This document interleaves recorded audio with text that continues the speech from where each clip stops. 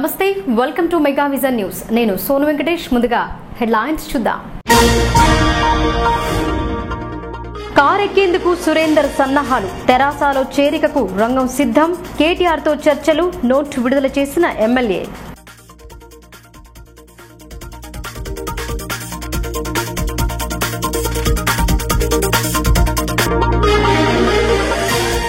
TRS అభ్యర్థికి BC సంక్షేమ సంఘం పూర్తి మద్దతు బీసీ మంత్రిత్వ శాఖ ఏర్పాటు చేయకపోవడమే కారణం స్పష్టం చేసిన జిల్లా అధ్యక్షులు నరాల సుధాకర్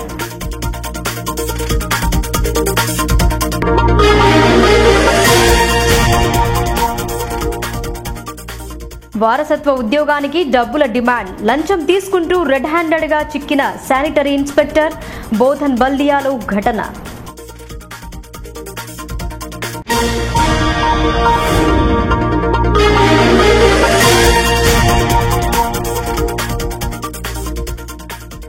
ప్రచార హోరులో కవిత ఫెడరల్ ఫ్రంట్ ద్వారానే దేశ పురోగతి ఎన్నికల ప్రచారంలో టీఆర్ఎస్ అభ్యర్థిని ఆశీర్వదించాలని విన్నపం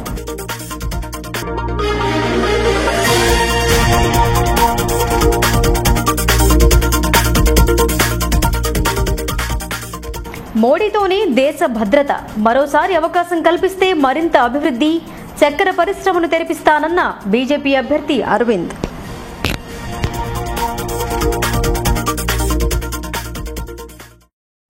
బీడీ కార్మికులందరికీ 3,000 రూపాయల పెన్షన్ అందించాలని అలాగే పదవి విరమణ పొందిన వారికి 6,000 పెన్షన్ అందించాలని ఐఎఫ్టీయూ డిమాండ్ చేసింది బీడీ కార్మికుల సమస్యలపై ప్రభుత్వాలు స్పందించడం లేదని పేర్కొన్నారు కార్మికుల న్యాయపరమైన డిమాండ్లను పరిష్కరించాలని డిమాండ్ చేశారు ఎడపల్లి మండల కేంద్రంలో బీడీ కార్మికుల సమస్యలను పరిష్కరించాలని డిమాండ్ చేస్తూ కార్మికులు ర్యాలీ ధర్నా జరిపారు ప్రగతిశీల బీడీ వర్కర్స్ యూనియన్ ఆధ్వర్యంలో పాత బస్టాండ్ నుండి తహసీల్దార్ కార్యాలయం వరకు ర్యాలీ నిర్వహించి అక్కడే ధర్నా చేశారు డిమాండ్లతో కూడిన వినతి పత్రాన్ని తహసీల్దార్ అశోక్ కుమార్ కు అందజేశారు ఈ సందర్భంగా ఐఎఫ్టీయూ జిల్లా కార్యదర్శి మల్లేష్ మాట్లాడుతూ బీడీ కార్మికులకు ఎలాంటి ఆంక్షలు లేకుండా నెలకు 3,000 పెన్షన్ రాజీనామా అనంతరం ప్రతి నెల 6,000 రూపాయలు అందించాలన్నారు అంతేకాకుండా ఆధార్ సమస్యలు ఆన్లైన్ సమస్యలను పరిష్కరించాలని అన్నారు ఈ ధర్నాలో కార్మికులు ఐఎఫ్టీయూ నాయకులు సీతారాం ఫారూక్ వెంకటలక్ష్మి తులసమ్మ సావిత్రి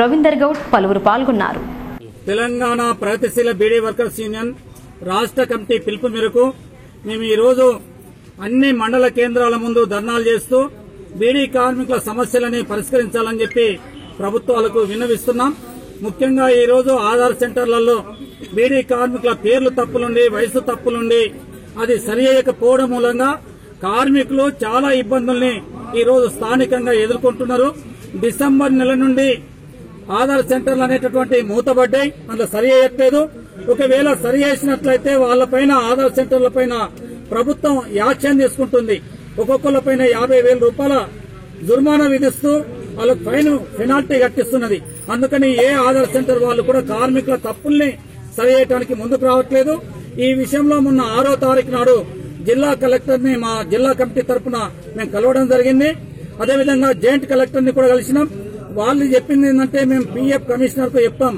ఆధార్ల తప్పులున్న పెడుతూ మీరు ఏం చూడొద్దు పని ఇయ్యాలా కల్పియ్యాలా ఎలాంటి ఇబ్బందులు పెట్టొద్దని చెప్పి చెప్పడం జరిగింది అయినప్పటికీ ఈ రోజు అటువంటి చర్యలు చేపట్టకపోవడం మూలంగా కార్మికులు చాలా ఇబ్బందులు ఎదుర్కొంటున్నారు అట్లాగే ఈ రోజు పార్లమెంట్ ఎన్నికల సందర్భంగా అన్ని పార్టీల నాయకులు మాకు ఓట్లు ఇవ్వమని చెప్పి కార్మికుల్ని అడుగుతున్నారు మేము ఆ పార్టీల నాయకుల్ని అడుగుతున్నాం ప్రశ్నిస్తున్నాం పోషకాహారాన్ని తీసుకున్నప్పుడే అనారోగ్య సమస్యలు తలెత్తవని అంగన్వాడీ సిబ్బంది చెబుతున్నారు ప్రజలలో అవగాహన కల్పించడానికి గాను గ్రామంలో విద్యార్థులతో అవగాహన ర్యాలీ జరిపారు ఆకుకూరలు కూరగాయలు అధికంగా తీసుకుంటే మంచి శక్తి వస్తుందని వివరించారు రెంజల్ మండలంలో 36వ అంగన్వాడీ కేంద్రంలో నిర్వహించిన పోషకాహార వారోత్సవాలు ముగిశాయి అంగన్వాడీ మండల సూపర్వైజర్ ప్రమీల మాట్లాడుతూ ఈ నెల 18 నుండి 28 వరకు ప్రతిరోజు అంగన్వాడీ సెంటర్లలో పోషకాహార వారోత్సవాలు జరపడం జరిగిందన్నారు. గర్భిణీ, బాలింతలు, చిన్నపిల్లలకు ఆహారపు అలవాట్లు, తీసుకోవాల్సిన జాగ్రత్తల గురించి వివరించడం జరిగిందన్నారు. అంగన్వాడీ కేంద్రంలో కాకుండా పాఠశాలలోని బాలబాలికలకు హెచ్బి టెస్ట్ చేయించడం జరిగిందన్నారు. రక్తహీనత గల వారు పౌష్టికాహారం తీసుకోవాలన్నారు. మండలంలో కాకుండా రాష్ట్రం మొత్తం ఐసిడిఎస్ ఆధ్వర్యంలో సామూహిక శ్రీమంతాలు, అక్షరాభ్యాసం, అన్నప్రసన్నం చేయడం జరిగిందని చెప్పారు. నేటితో పోషకాహార దినోత్సవాలు పూర్తయ్యాయని తెలిపారు. తల్లులు పిల్లల పట్ల జాగ్రత్తలు తీసుకొని వారు ఆరోగ్యంగా ఉండేలా చూడాలన్నారు. నేటి బాలలే రేపటి భావి భారత పౌరులన్న విధంగా రాబోయే తరాలకు వారి ఆరోగ్యాల కోసం ఇప్పటి నుండే పోషకాహారం అందించాలన్నారు. ఈ కార్యక్రమంలో అంగన్వాడీ అధ్యక్షురాలు సురేఖ, పద్మావతి, సంగీత పలువురు పాల్గొన్నారు. అంగన్వాడీ కేంద్రాలలో పోషణ అభియాన్ కార్యక్రమం సందర్భంగా పోషణ బక్రాలు మరియు సీమంతాలు, అన్నప్రాసన, అక్షరాభ్యాసం చేయడం జరిగింది. అంతేకాకుండా 8వ డేట్ నుంచి 28వ డేట్ వరకు మేము ఈ కార్యక్రమాలు చేస్తున్నాము. రాష్ట్ర వ్యాప్తంగా ఈ కార్యక్రమాలు చేయడం జరిగింది. ఈ కార్యక్రమాలు ప్రతి అంగన్వాడీ సెంటర్లోనూ, ప్రతి మండలంలోనూ, ప్రతి ప్రాజెక్టులోనూ చేయడం జరుగుతుంది. ఇంటింటికి ఈ పోషణ అభియాన్ అనే కార్యక్రమాన్ని అంగన్వాడీ టీచర్లు, ఆశా వర్కర్లు, వివోలు మరియు ప్రతి ఒక్క అధికారులు అందరూ పాల్గొనడం జరిగింది. ఈ పోషణ అభియాన్ కార్యక్రమంలో రక్తహీనత గురించి పిల్లల కిషోర బాలికలకు మరియు గర్భవతులకు హెచ్బి టెస్ట్ గురించి చేయించడము, మరి రక్తహీనత లోపం ఉన్న వాళ్ళకు హాస్పిటల్కు రిఫర్ చేయించడము, మరి కిషోర బాలికలకు ఎవరికైతే రక్తహీనత లోపం ఉందో వాళ్ళని కూడా టెస్ట్ చేసి వాళ్ళని రిఫర్ చేయడము, మరియు ఆరోగ్య లక్ష్మి భోజనాల గురించి ప్రతి తల్లికి అవగాహన చేయడం, బాలామృతం గురించి తల్లికి డెమాన్స్ట్రేషన్ చేసి చూపించడము, మరి అంతేకాకుండా ప్రతి గర్భిణీ స్త్రీలకు, బాలింతలకు, 3 సంవత్సరాల లోపల పిల్లల తల్లులకు కానీ ఎలాంటి సమస్య ఉన్నా అంగన్వాడీ కార్యకర్తల దగ్గరికి వచ్చి వాళ్ళు ఎలాంటి ఇబ్బందులు ఉన్నా కూడా వాళ్ళకి చెప్పి వాళ్ళ సహకారం తీసుకోవడం అని చెప్పడం. మరి ఈ కార్యక్రమంని మేము 8వ డేట్ నుంచి 28వ డేట్ వరకు కొనసాగించడం జరిగింది. ఇంటింటికి కూడా అంగన్వాడీ టీచర్లు హౌస్ విజిట్ చేసి ప్రతి తల్లికి అవగాహన కల్పించడం జరిగింది. అంతేకాకుండా దీనికి ప్రతి ఒక్కరూ మాకు సహకరించి మేము చెప్పిన సలహాలు కూడా పాటించడం జరుగుతున్నది. కాబట్టి ఈ పోషణ అభియాన్ కార్యక్రమం ఈ రోజుకు మేము సమాప్తం చేయడం జరిగింది. దీనికి ప్రతి ఒక్కరు హాజరైనందుకు మా యొక్క నమస్కారం. ప్రజల అవసరాలను గుర్తించి చేపడుతున్న పనులు పూర్తి స్థాయి నాణ్యతతో జరపాలని స్పీకర్ పోచారం శ్రీనివాసరెడ్డి అన్నారు. ఎక్కడ రాజీ పడకుండా నాణ్యతతో పనులు జరిగినప్పుడే అది 10 కాలాల పాటు మన్నికగా ఉంటుందన్నారు. వర్ణి ప్రయాణ ప్రాంగణాన్ని పరిశీలించారు. వర్ణి మండల కేంద్రంలో నూతనంగా నిర్మిస్తున్న సీసీ రోడ్ల పనులను శాసనసభ స్పీకర్ పోచారం శ్రీనివాసరెడ్డి పరిశీలించారు. 40 లక్షల రూపాయల వ్యయంతో చేపడుతున్న పనులను ఆయన పరిశీలించారు. రోడ్డు నిర్మాణం జరుపుతున్న ప్రాంతంలో కొందరు ప్రైవేటు వ్యక్తులు తమ స్థలంలో రోడ్డు నిర్మాణం జరుపుతున్నారని, పనులను నిలిపివేయాలని అడ్డు తగిలారు. దీంతో స్పందించిన స్పీకర్ స్థలాన్ని పరిశీలించి బస్టాండ్ ప్రాంతంలో ఉన్న స్థలాల యజమానులతో మాట్లాడారు. సీసీ రోడ్డు పనులు త్వరగా పూర్తి చేసే విధంగా చూడాలని టీఆర్ఎస్ నాయకులకు సూచించారు. పనులను నాణ్యతతో చేయాలని కాంట్రాక్టర్ను ఆదేశించారు. ఆయన వెంట భాస్కర్ రెడ్డి, మండల పార్టీ అధ్యక్షులు వీర్రాజు, స్థానిక నాయకులు పాల్గొన్నారు.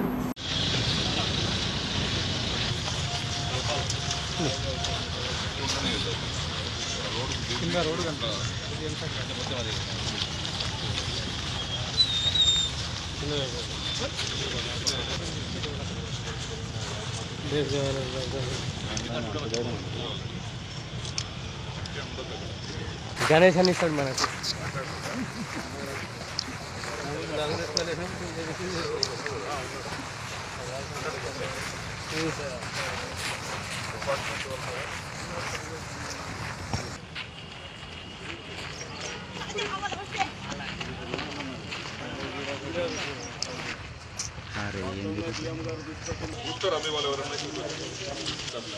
డిఎం సార్ వస్తే అడిగినాం ఎలక్షన్ అయిన దాకా ఎందుకు సార్ ఎలక్షన్ మొన్న పెట్టారు సార్ లైట్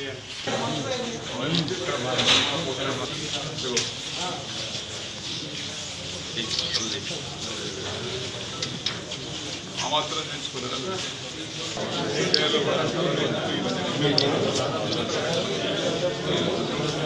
గ్రామాలు అభివృద్ధి చెందాలంటే పంచాయతీకి చెల్లించాల్సిన పన్నులను సకాలంలో చెల్లిస్తే పంచాయతీలో ఆర్థిక ఇబ్బందులుండవన్నారు.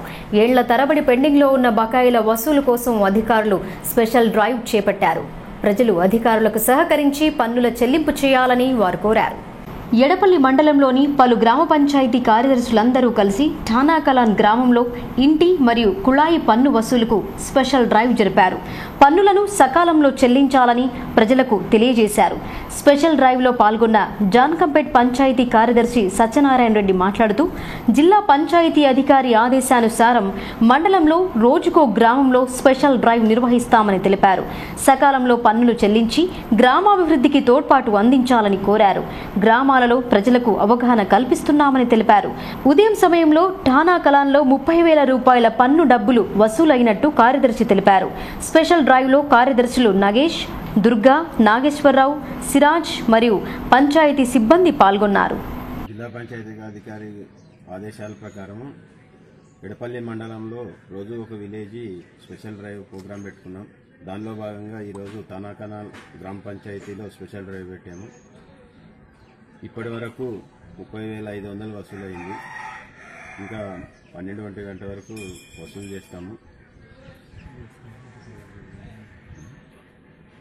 టార్గెట్ 50,000 దాకా ఉంది. ఇక్కడ కూడా పబ్లిక్ని మోటివేట్ చేస్తున్నాము. కొంతమంది కొంత సమయం ఇవ్వమని, కొంతమంది మాకు సపోర్ట్ ఇస్తూ ముందుకు వస్తున్నారు. కావున అందరికీ మేము కోరుకునేది ఏంటంటే గ్రామం అభివృద్ధి చెందాలంటే ఇంటి ట్యాక్స్ నల్ల బిల్లు కట్టితేనే దాన్ని మేము కూడా గ్రామానికి అభివృద్ధి చేస్తాము. కేంద్ర ప్రభుత్వాల నిర్లక్ష్యం వల్ల బీసీ మంత్రిత్వ శాఖ లేకపోవడం వెనుకబడిన జాతులు మరింత దిగజారిపోతున్నాయని జిల్లా బీసీ సంక్షేమ సంఘం అధ్యక్షులు నరాల సుధాకర్ అన్నారు. ప్రస్తుత పార్లమెంట్ ఎన్నికలలో ఎంపీ అభ్యర్థి కవితకు బీసీ సంఘం పూర్తి మద్దతు పలుకుతుందని అన్నారు. పట్టణంలో ఏర్పాటు చేసిన మీడియా సమావేశంలో జిల్లా బీసీ సంఘం అధ్యక్షులు నరాల సుధాకర్ మరియు బీసీ సంఘం పెద్దలు కలిసి మీడియా సమావేశం జరిపారు. కేంద్ర ప్రభుత్వ వైఫల్యం వల్ల బీసీ మంత్రిత్వ శాఖ లేకుండా పోయిందన్నారు. అందుకోసం అనేక సార్లు ఢిల్లీలో బీసీ మంత్రిత్వ శాఖ ఏర్పాటు చేయాలని కోరినా స్పందించలేదన్నారు. అందుకుగాను బీసీలమంతా ఏకమై టీఆర్ఎస్ తరపున పోటీలో ఉన్న అభ్యర్థి కవితకు బీసీ సంక్షేమ సంఘం పూర్తి మద్దతిస్తుందని వివరించారు. ఈరోజు బోధన్ నగరంలోని రైస్ మిల్ అసోసియేషన్ భవన్లో బీసీ కులాల ఐక్య వేదిక సమావేశం జరగడం జరిగింది.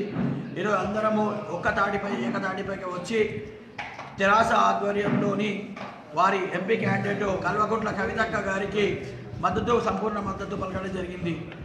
ఈరోజు బీసీలకు ఎక్కడ కూడా హక్కులు దొరకట్లేదు. ఏమన్నా లాభాలు, ఏమన్నా అభివృద్ధి ఫలాలు జరుగుతున్నాయంటే అది కేవలం కేసీఆర్ ఆధ్వర్యంలోని టీఆర్ఎస్ ప్రభుత్వంలోనే జరుగుతున్నాయి. ఈరోజు రైతు బంధు పథకం తీసుకున్నా కానీ అందులో 95% బీసీ కులాలకి ఆ అభివృద్ధి ఫలాలు లభిస్తున్నాయి. ఈరోజు ఏ కులం తీసుకున్నా యాదవ సంఘం, గంగపుత్ర సంఘం, నాయ బ్రహ్మణ సంఘం, రజక సంఘం అందరికీ ఉపకరణాలు ఏంటి, వారి చేతి వృత్తులు ఏంటి, ఎన్నో విధాల అభివృద్ధులు జరుగుతున్నాయంటే కేవలం కేసీఆర్ గారి ఆధ్వర్యంలో. కాబట్టి బీసీ కులాల ఐక్య వేదిక ఈరోజు సంపూర్ణ మద్దతు ఎంపీ కవిత గారికి ప్రకటించడం జరిగింది.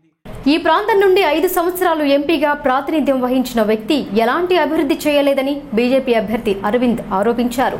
ఎంతో అభివృద్ధి చేశామని చెబుతున్నా పార్లమెంటు పరిధిలోని 7 నియోజకవర్గాలలో ఎలాంటి అభివృద్ధి జరగకపోగా ఉన్న పరిశ్రమలను మూతవేసిన ఘనత టీఆర్ఎస్దేనని ఎద్దేవా చేశారు. దేశం ప్రపంచంలో మరింత గుర్తింపు రావాలంటే మరోమారు మోడీ ప్రధాని కావాలని బీజేపీ నిజామాబాద్ పార్లమెంటు అభ్యర్థి అరవింద్ అన్నారు.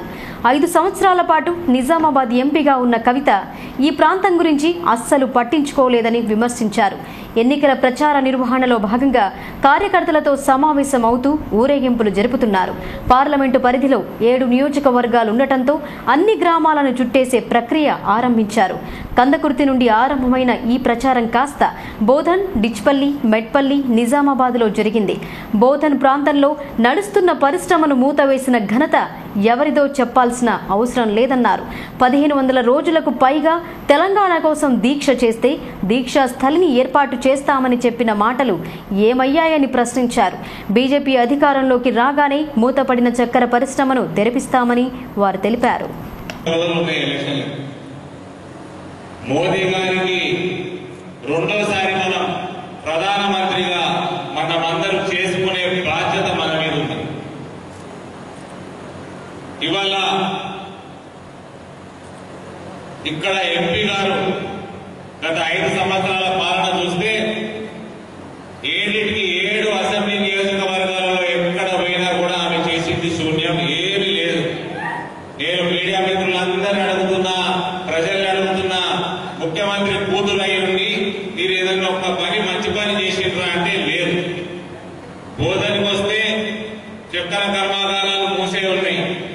100 రోజుల్లో తెరిచేది పోయి 5 సంవత్సరాలు అయిపోయింది, మూసే ఉంటే నడిచే చక్కెర కర్మాగారాల్ని మూసేసింది. ఆ ఘనత మన ముఖ్యమంత్రి మొదలు పెట్టలేదు. 1500 పైగా నిరాహార దీక్ష చేస్తే తెలంగాణ ఉద్యమంలో దీక్షా స్థలు చేస్తా అన్నారు. ఏమైంది? ఉత్సాహం చూస్తా ఉంటే ఖచ్చితంగా టీఆర్ఎస్ పార్టీ వాళ్ళకి ఇక ఇక్కడ ప్రచారం చేసి కూడా వేస్ట్. పట్టణంలోని ఆచాన్పల్లి శివారు ప్రాంత ప్రజలు అనేక అవస్థలు పడుతున్నారు. మురికి నీరంతా సమీపంలో ఉన్న శ్మశాన వాటిక వద్దకు చేరడంతో ఈ ప్రాంతం బురదమయంగా మారుతుందన్నారు. అంతేకాకుండా గోడల పునాదులు కదిలి ఎప్పుడు కూలుతాయో తెలియని పరిస్థితి ఏర్పడిందన్నారు. ఆచన్పల్లి వాసులు బోధన్ మున్సిపల్ కార్యాలయం ఎదుట ధర్నా జరిపారు. నివాస ప్రాంతాలకు దగ్గరలో ఉన్న శ్మశాన వాటికలోకి వృధా నీరు వెళ్లడంతో ఈ ప్రాంతం పూర్తిగా రొంపిగా మారుతుందన్నారు. ప్రస్తుతం నివసిస్తున్న గృహాలు ఎప్పుడు కూలుతాయో తెలియని పరిస్థితి ఏర్పడిందన్నారు. మురికి నీటి కాలువ కోసం నిధులు మంజూరు అయ్యాయని చెప్పినా ఇంతవరకు పనులు ఏమాత్రం చేయలేదన్నారు. తక్షణమే పనులు పూర్తి చేయాలన్నారు. అధికారులు హామీ ఇస్తున్నా అది నెరవేరడం లేదన్నారు. తక్షణమే మరమ్మతులు జరపాలని డిమాండ్ చేస్తూ మున్సిపల్ కార్యాలయం ఎదుట బైఠాయించారు. सरदार मस्जिद के पीछे भी वही प्रॉब्लम है, 10 लाख रुपए का ड्रेन है, लेकिन पूरे घरों की दीवार ड्रेन नहीं होने की वजह से पूरी जमीन जो है वो अंदर से एकदम कमजोर हो गई। मस्जिद की दीवार भी क्रॉस हो गई, घरों की दीवार भी क्रॉस हो गई। वो भी इमरजेंसी काम है। अगर कोई घर गिरा या कोई उसके अंदर दब के मर गया तो इसके जिम्मेदार कौन? म्युनिसिपल कमिश्नर रहेगा या फिर यहाँ के गवर्नमेंट के लोग रहेंगे या कॉन्ट्रैक्टर रहेगा? ये मैं एक आवाम से पूछ रहा हूँ भाई। मोहम्मद आसिफ अली है और वार्ड नंबर 35 में आचनपल्ली कब्रस्तान जो है इसमें एक बहुत बड़ा प्रॉब्लम है। प्रॉब्लम ये है कि पूरे मतलब आधे वार्ड का पानी जो है पूरे कब्रिस्तान की तरफ आ रहा, जिसकी वजह से वो पानी पूरा अंदर उतर के कब्रों के अंदर तक चले जा रहा, अंदर तक के। इसके लिए जो है 15 लाख रुपए जो फंड लगाया गया। యంత్రాల రాకతో పశుగ్రాసం కరువైంది. గతంలో చేతితో పనులు చేసినప్పుడు సంవత్సరానికి కావాల్సిన పశుగ్రాసం ఉండేది. కానీ అది ఇప్పుడు లేకపోవడంతో ఉన్న చోట నుండి కొనుగోలు చేసి తరలిస్తున్న సమయంలో విద్యుత్ షాక్తో ఎండుచొప్ప పూర్తిగా దగ్ధమైంది. మద్నూర్ మండలం మెనూరులో పశుగ్రాసాన్ని కొనుగోలు చేసి ట్రాక్టర్ లోడ్ చేసుకుని మేఘ గ్రామానికి బయలుదేరుతున్నారు. పశువుల కోసం ఎండు చొప్పను కొనుగోలు చేసి ట్రాక్టర్లో తరలిస్తున్న సమయంలో మార్గ మధ్యలో విద్యుత్ తీగలు చొప్పకు తగిలాయి. వీటి రాపిడికి నిప్పు పుట్టింది. దీంతో ఒక్కసారిగా ట్రాక్టర్ ట్రాలీలో ఉన్న చొప్పకు మొత్తం మంటలు వ్యాప్తి చెందాయి. ట్రాలీ నుండి ఇంజన్ను వేరు చేసి మంటలు ఆర్పే ప్రయత్నం చేశారు. అగ్నిమాపక శకటానికి సమాచారం అందించడంతో అక్కడికి చేరుకొని మంటలను ఆర్పారు. షాక్ సర్క్యూట్ వల్ల వేల రూపాయలు వెచ్చించి కొనుగోలు చేసిన పశువుల మేత కాస్త కాలి బూడిదయ్యింది.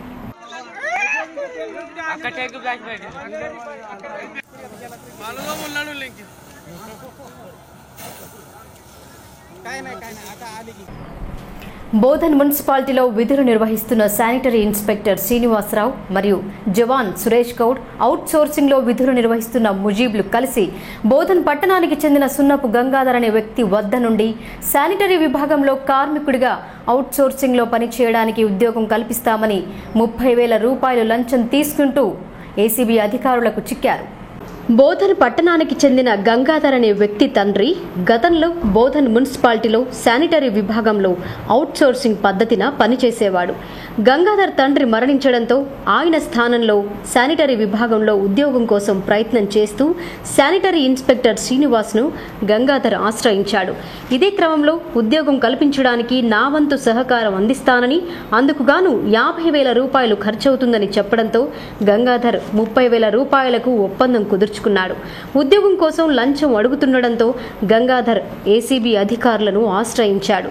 పథకం ప్రకారం గంగాధర్ డబ్బులిస్తానని శానిటరీ ఇన్స్పెక్టర్ శ్రీనివాస్ను సంప్రదించగా ఇందుకు సంబంధించిన డబ్బులను సురేష్ గౌడ్, ముజీబ్లకు అప్పగించాలని తెలపడంతో బాధితుడు గంగాధర్ వారిని సంప్రదించగా 2,000 రూపాయలు మందు కోసం ఇవ్వాలని చెప్పారు. ఆ 2,000 రూపాయలను సైతం వైన్స్లో ఇచ్చి మద్యం సీసాను కొనుగోలు చేశాడు సురేష్ గౌడ్. మిగతా 28,000 రూపాయలు ముజీబ్ చేతికి అందించాడు. వైన్స్లో ఇచ్చిన డబ్బులు 2,000 సైతం ఏసీబీ అధికారులు ఇచ్చినవి ఉన్నట్లుగా ఏసీబీ అధికారులు చెప్పారు. వీటిని సైతం రికవరీ చేసినట్లుగా తెలిపారు. ఈ ముగ్గురిపై కేసు నమోదు చేసి కరీంనగర్ ఏసీబీ ప్రత్యేక కోర్టు న్యాయమూర్తి ఎదుట హాజరుపరచనున్నట్లు ఏసీబీ అధికారులు వెల్లడించారు.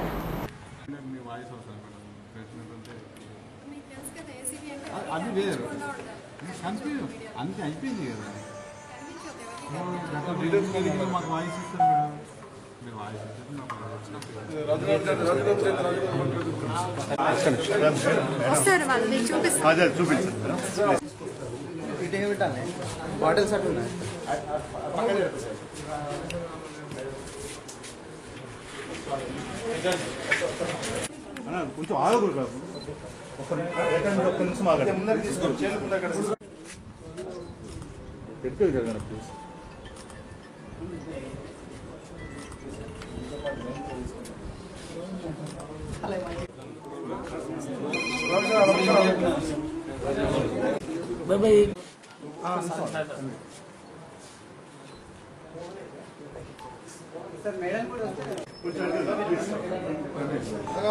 నాకు కూడా వస్తున్నా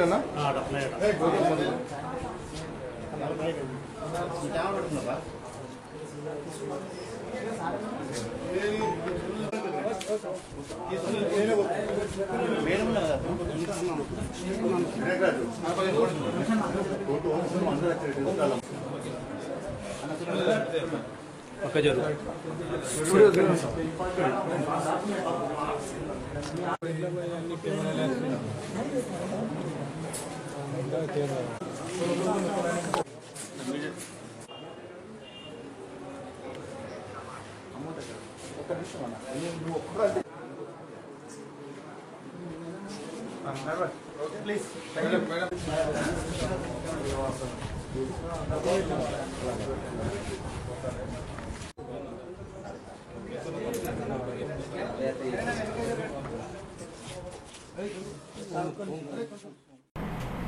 పసుపు ఎర్రజొన్న రైతుల సంక్షేమం కోసం తెరాస కృషి చేస్తోందని పార్లమెంటు అభ్యర్థి సిట్టింగ్ ఎంపీ కవిత అన్నారు. ఈ ప్రాంత సమస్యలను గుర్తించిన తాను అనేక మార్లు కేంద్రంలో సంబంధిత మంత్రులను కలవడం జరిగిందన్నారు. ఎంపీగా ఉండి ఎలాంటి పనులు చేశానో మీకు చెప్పాల్సిన పని లేదని, అంతా ఎప్పటికప్పుడు టీవీలలో చూస్తున్నారని పేర్కొన్నారు. కానీ కొందరు ఎలాంటి అభివృద్ధి జరగలేదని విమర్శలు చేయడం వారి విజ్ఞతకే వదిలేస్తున్నట్టు ఆమె వివరించారు. కవిత ప్రచారం జోరుగా సాగుతోంది. రెండోసారి నిజామాబాద్ పార్లమెంటు అభ్యర్థిగా బరిలో నిలిచిన కవిత తిరిగి విజయం సాధించాలన్న పట్టుదలతో ఉన్నారు. గత హయాంలో చేసిన పనులను వివరిస్తూ ప్రజలను ఓట్లు అభ్యర్థిస్తున్నారు. మొన్న జరిగిన అసెంబ్లీ ఎన్నికలలో తెరాసకు బ్రహ్మరథం పట్టారని, అలాగే ఈసారి కూడా తిరిగి పార్లమెంటు అభ్యర్థిగా గెలిపించాలని విన్నవించారు. వ్యవసాయంపై పూర్తి స్థాయిలో ఆధారపడ్డ ఈ ప్రాంత రైతాంగానికి ఇబ్బంది కలగకుండా చివరి గింజ వరకు ఎర్రజొన్న కొనుగోలు చేయడం జరిగిందన్నారు. అలాగే పసుపులో నూతన వంగడాన్ని తీసుకువచ్చి రైతులు మరింత లాభం పొందేలా విత్తన పరిశోధన సంస్థ ఏర్పాటుకు సన్నాహాలు చేయడం జరిగిందన్నారు. పసుపు బోర్డు విషయంలో కేంద్రం నిర్లక్ష్యంగా వ్యవహరించడం వల్లే కాస్త తాత్సారం జరిగిందని వివరించారు. సీఎం కేసీఆర్ నేతృత్వంలో రాష్ట్రం ఎంతో అభివృద్ధి చెందుతుందని వివరించారు. అతిపెద్ద జనాభా కలిగిన చైనా అనంతరం అందరూ మనవైపు చూస్తుంటారని పేర్కొన్నారు.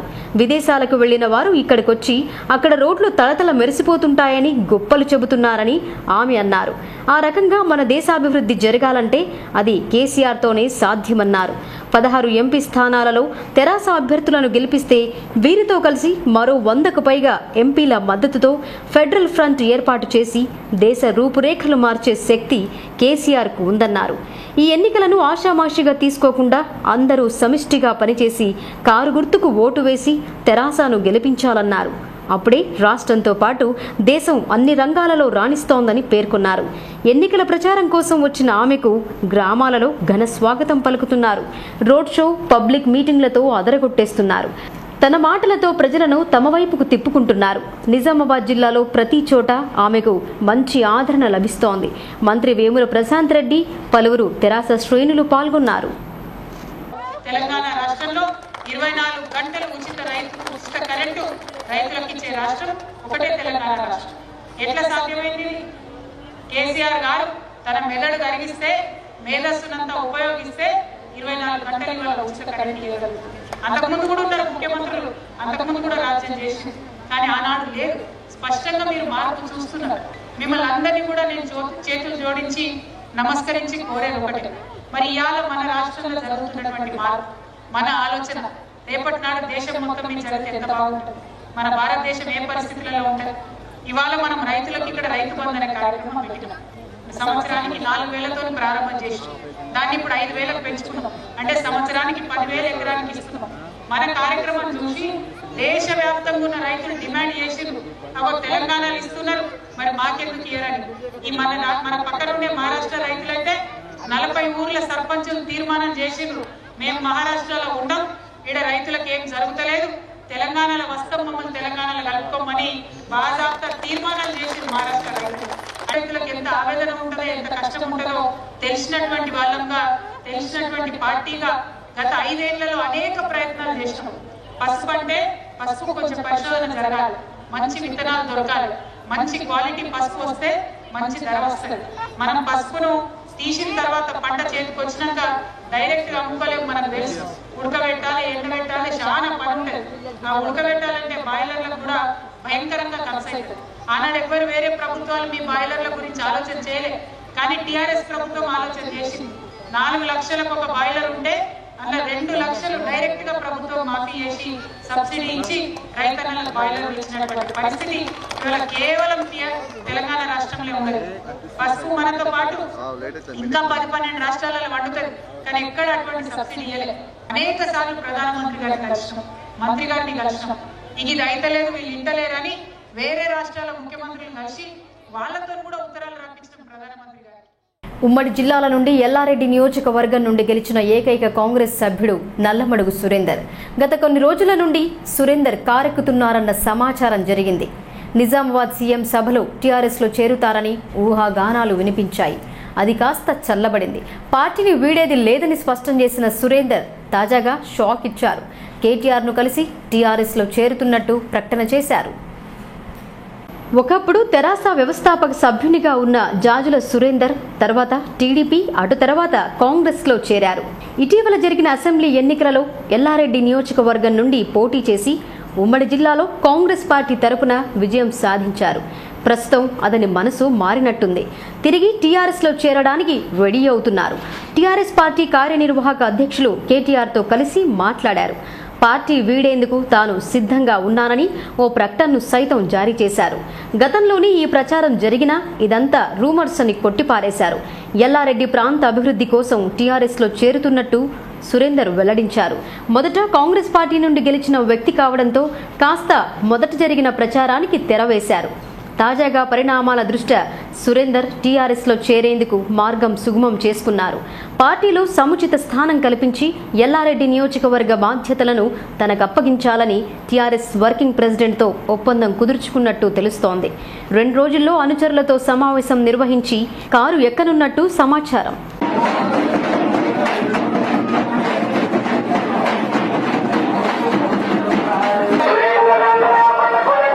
ధర్మానికి అధర్మానికి జరుగుతున్న యుద్ధంకు సహకరించిన వివిధ రాజకీయ పార్టీలకు, నాయకులకు అందరికీ శుభాకాంక్షలు తెలియజేస్తున్నా, ధన్యవాదాలు తెలియజేస్తున్నాను.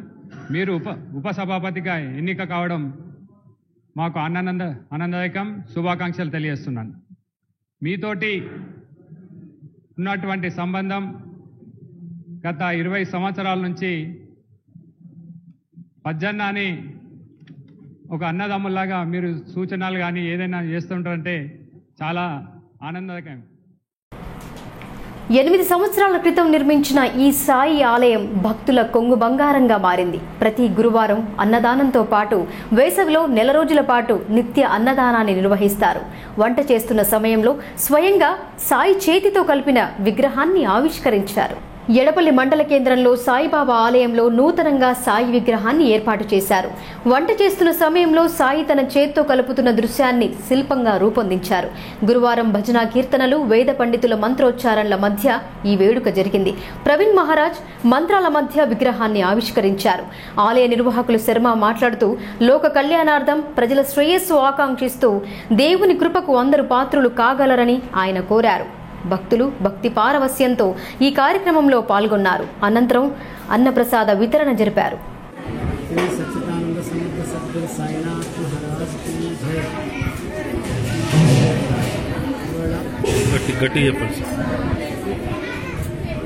బాబా శ్రీలంక పార్టీలో ఉన్న రోజుల్లో స్వయంగా వంట చేసి ఎంతోమంది భక్తులకి భోజనం పెట్టారు. ఆయనకి ఈ యొక్క కలియుగంలో అన్ని దానాల కంటే అన్నదానం గొప్పది అని నేను సాధిస్తాను. ఈ యొక్క అన్నదానం వల్ల ఈ మధ్యాహ్నం అయ్యేటప్పటికీ ప్రాణం వల్ల ఆకలి ఉంటాయి. జీవరాశులు కానివ్వండి, మనుషులు కానివ్వండి, ఎవరైనా వారికి ఆకలి ఉన్న వారికి భోజనం పెడితే భగవంతుడు సంతృప్తి అవుతాడు. ఇక వార్తలు ముగించే ముందు హెడ్లైన్స్ మరొకసారి. కారెక్కేందుకు సురేందర్ సన్నాహాలు, తెరాసాలో చేరికకు రంగం సిద్ధం, కేటీఆర్తో చర్చలు, నోట్ విడుదల చేసిన ఎమ్మెల్యే.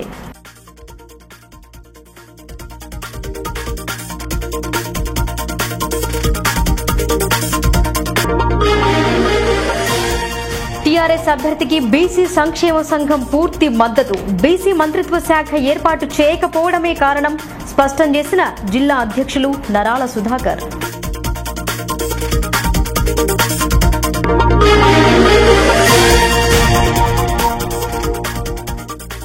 వారసత్వ ఉద్యోగానికి డబ్బుల డిమాండ్, లంచం తీసుకుంటూ రెడ్ హ్యాండెడ్ గా చిక్కిన శానిటరీ ఇన్స్పెక్టర్, బోధన్ బల్దియాలో ఘటన.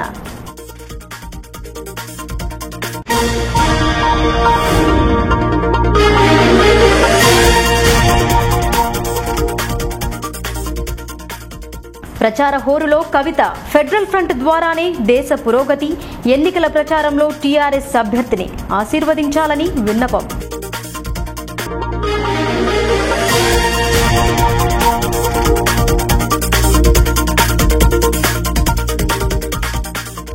మోడీతోనే దేశ భద్రత, మరోసారి అవకాశం కల్పిస్తే మరింత అభివృద్ధి, చక్కెర పరిశ్రమను తెరిపిస్తానన్న బీజేపీ అభ్యర్థి అరవింద్.